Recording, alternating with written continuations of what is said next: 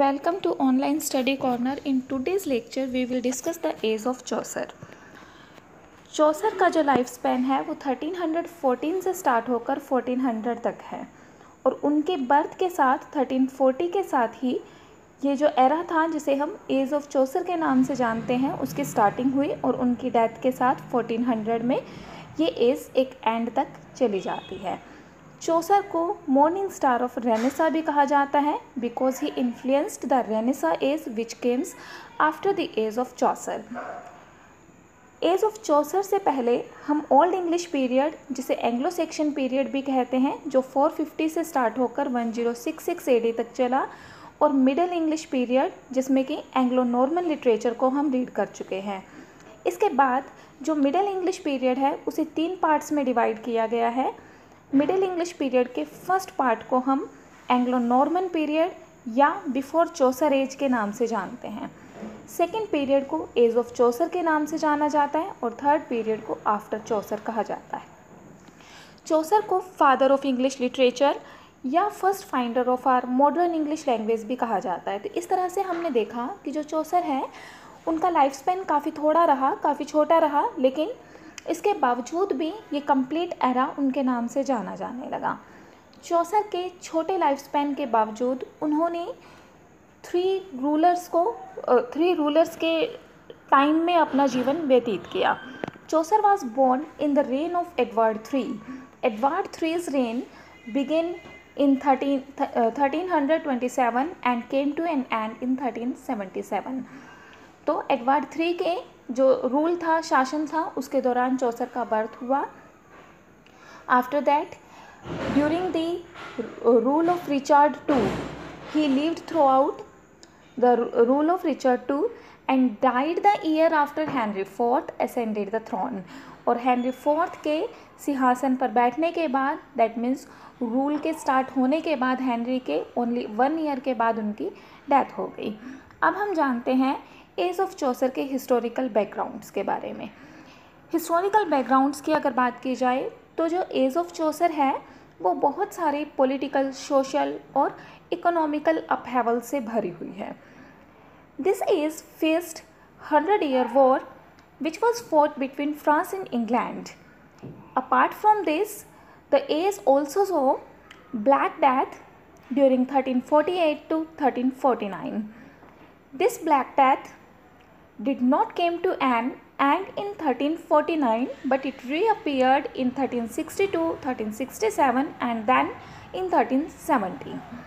After that, this age also witnessed Lollard movement and finally peasants revolt also came during this era.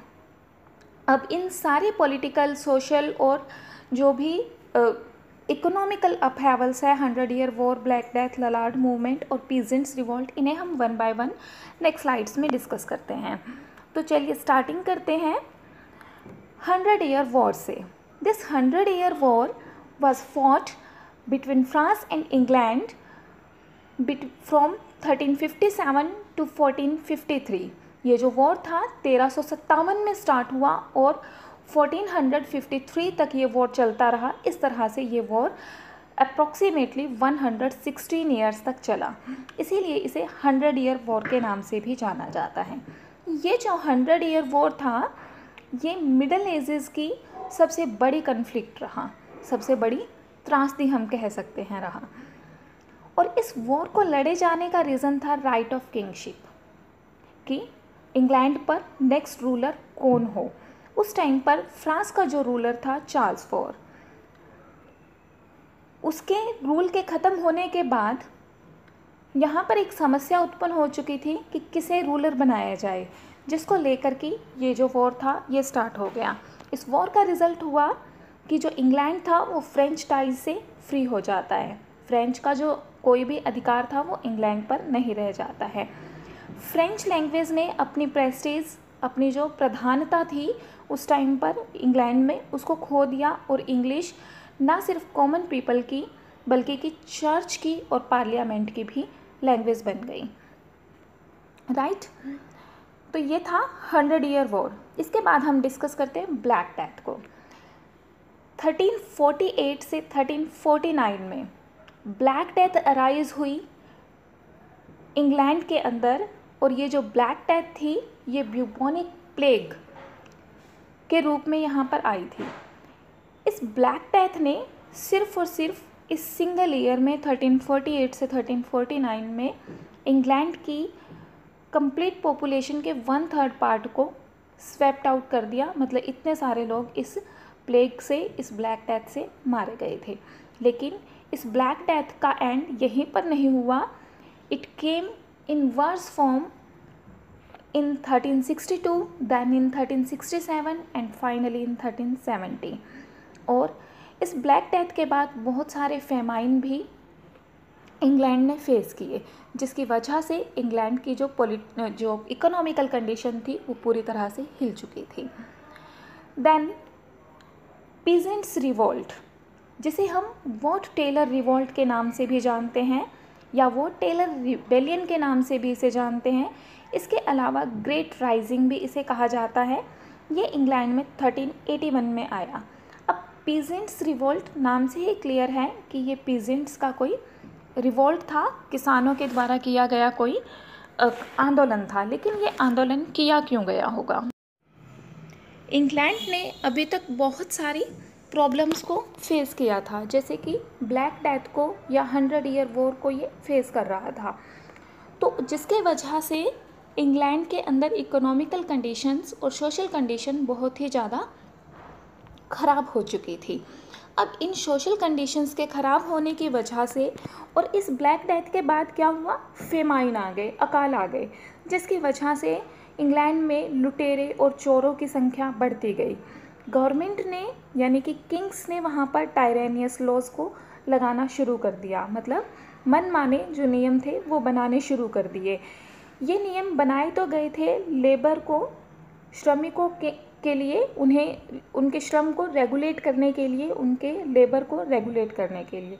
लेकिन इन rules ने matters को और ज़्यादा ख़राब कर दिया बजाय कि ठीक करने के।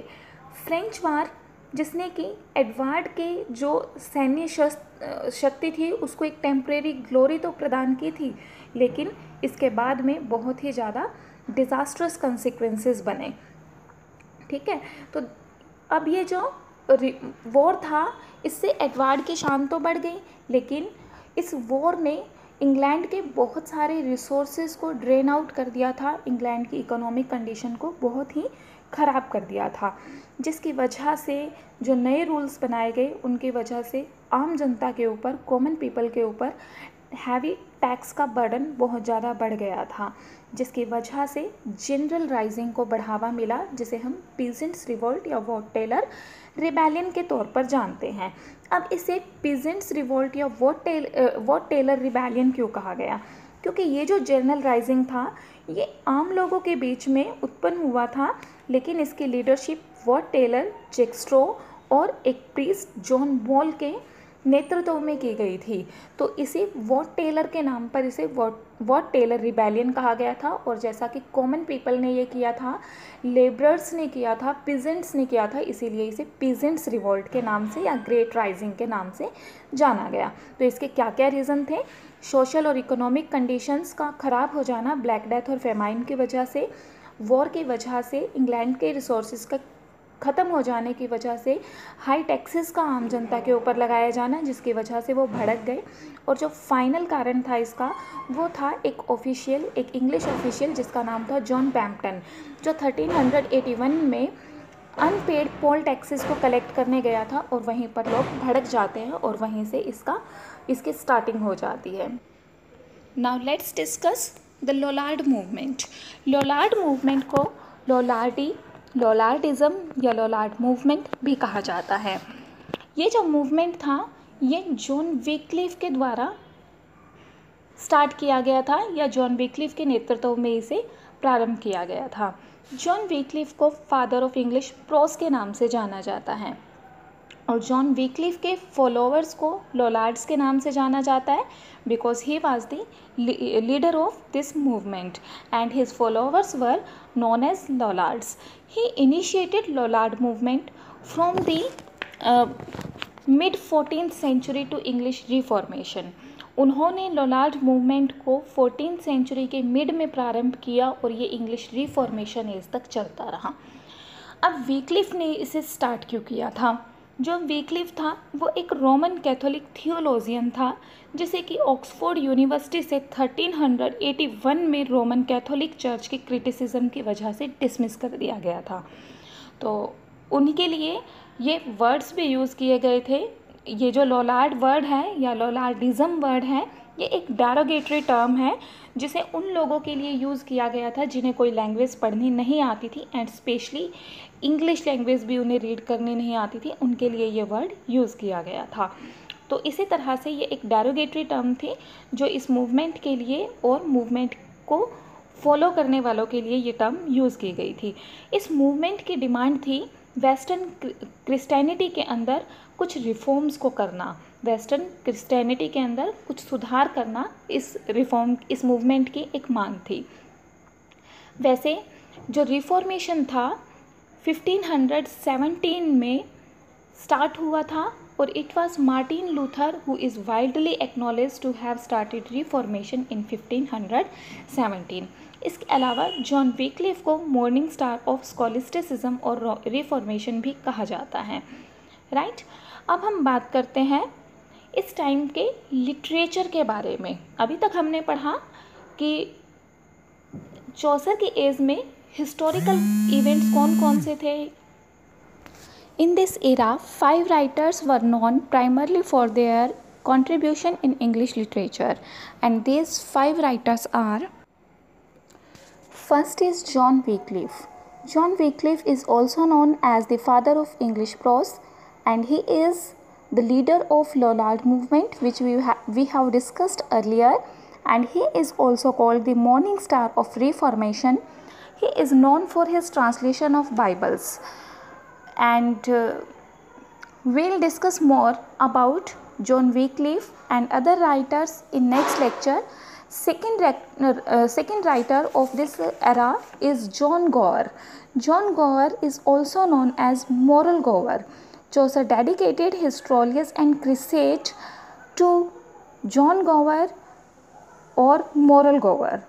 Gower praised Chaucer in the end of Confessio Amantis. John Gower is the personal friend of Chaucer. He is known for his works Vox Amantis, which was written in Latin, and Confessio Amantis, which was written in English language, and it was dedicated to Henry IV.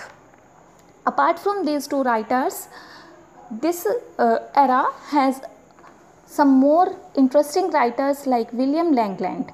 William Langland is famous for his work Piers T. Plowman, which is a dream vision poem, and John Mandeville. John Mandeville is known for his prose writing, and apart from these writers, none other than Geoffrey Chaucer is the most prominent writer of this era, whom we cannot forget at any cost. And all these 5 writers will be discussed in the next videos. Till then, keep watching our channel, and if you have liked our channel, you can subscribe to support this channel. Thanks for watching.